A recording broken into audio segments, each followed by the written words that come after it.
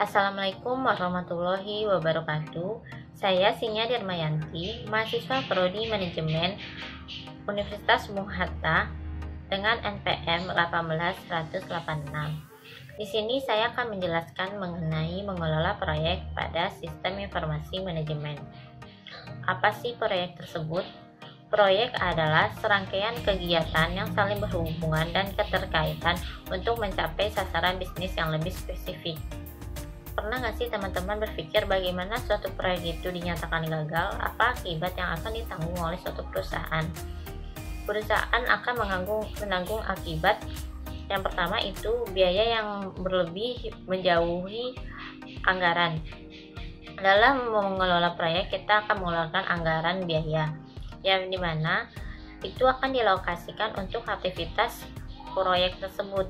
Nah, jika proyek dinyatakan gagal, maka akan mengeluarkan biaya yang berlebih di luar anggaran. Contohnya seperti biaya-biaya yang tidak terduga untuk memperbaiki sistem yang gagal. Yang kedua, penguluran waktu yang tidak diharapkan.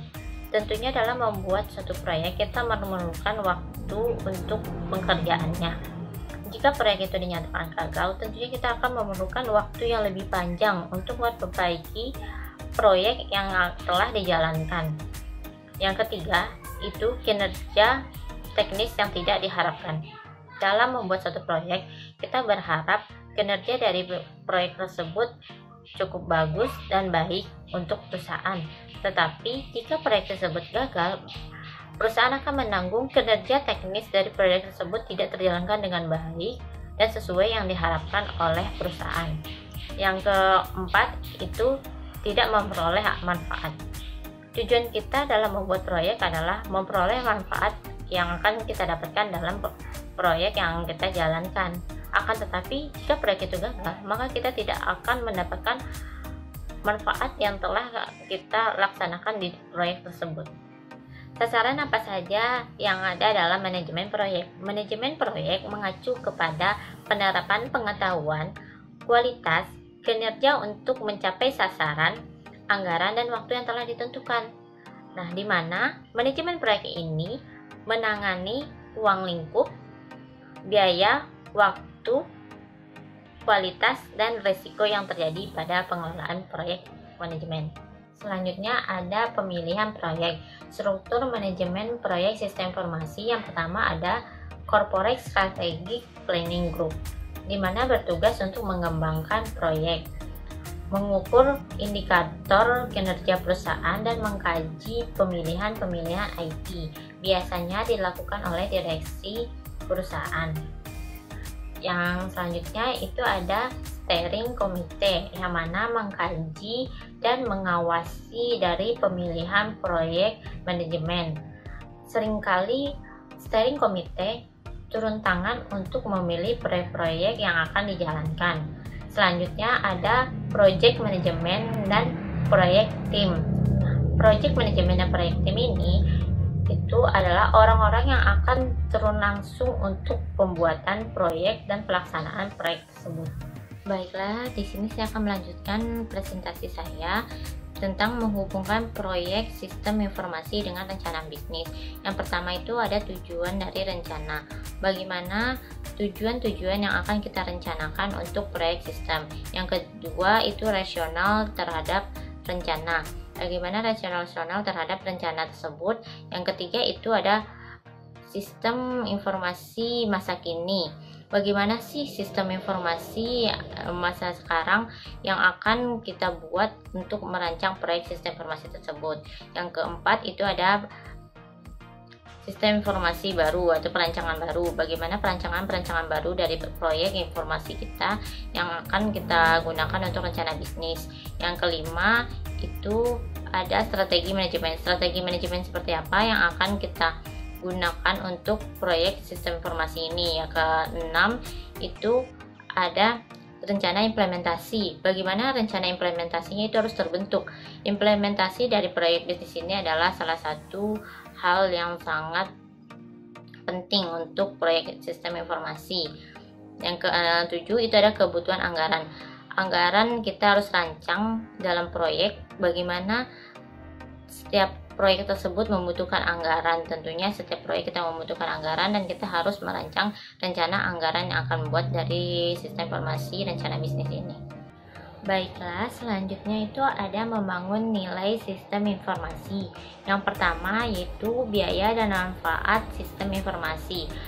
Biaya dan manfaat sistem informasi ini memiliki dua karakteristik. Yang pertama itu ada manfaat berwujud dan kedua itu manfaat yang tak berwujud.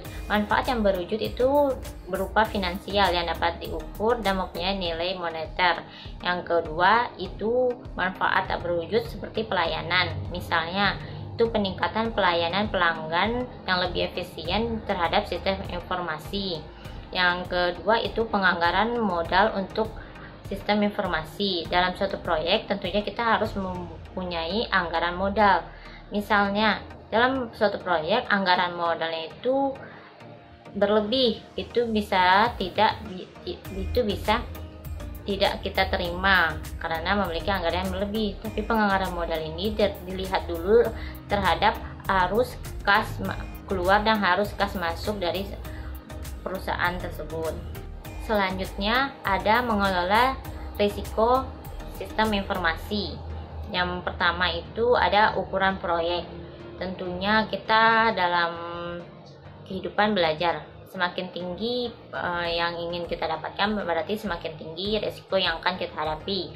Dalam ukuran proyek ini, jika kita menginginkan proyek yang besar, berarti kita memiliki risiko proyek yang lebih besar juga. Yang kedua itu ada struktur proyek. Nah, struktur proyek ini bagaimana sih proyek-proyek tersebut kita jalankan, sistem-sistem apa aja yang akan kita struktur, yang akan kita buat, yang telah kita rancang sebelumnya. Yang ketiga itu pengalaman teknologi. Tentunya dalam pembuatan proyek sistem informasi itu tidak mudah, membutuhkan tenaga yang cukup kuat dan tenaga yang cukup pengetahuan yang tinggi dan biaya yang tinggi pula.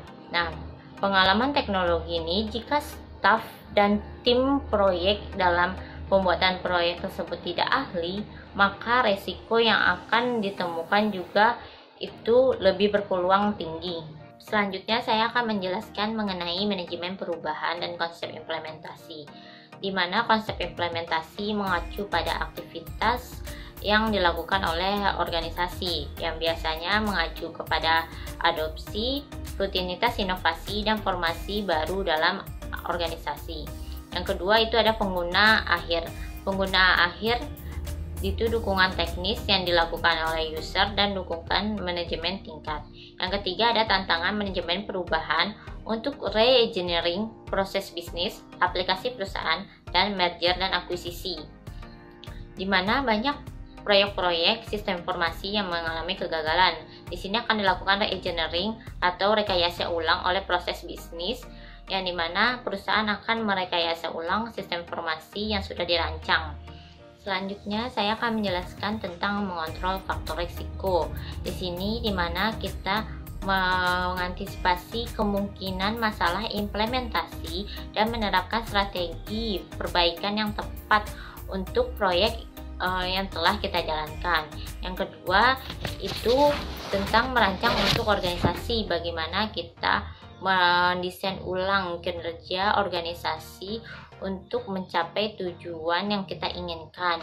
Yang ketiga itu ada perangkat lunak manajemen proyek, bagaimana perangkat lunak yang kita gunakan dalam proyek manajemen yang kita lakukan, di mana perangkat lunak ini sangat berguna untuk keberlangsungan aktivitas organisasi di suatu perusahaan. Selanjutnya itu ada perangkat lunak manajemen proyek, yang dimana kemampuan menampilkan dan menemukan tugas dalam aktivitas organisasi yang telah dijalankan.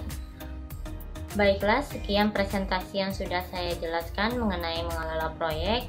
Saya Sinya Dirmayanti. Wassalamualaikum warahmatullahi wabarakatuh.